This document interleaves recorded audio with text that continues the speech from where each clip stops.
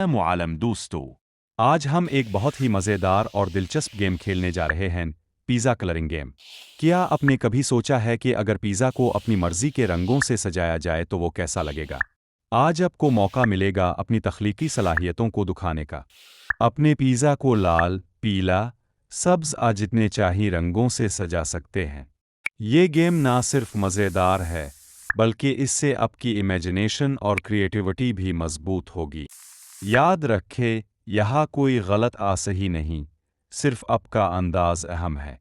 तो तैयार हो जाए, अपने रंग उठाएं और दुनिया का सबसे खूबसूरत और मुनफरिद पिज़्ज़ा बनाएं। चलिए शुरू करते हैं और देखते हैं किसका पिज़्ज़ा सबसे ज़्यादा रंगीन और मज़ेदार लगता है।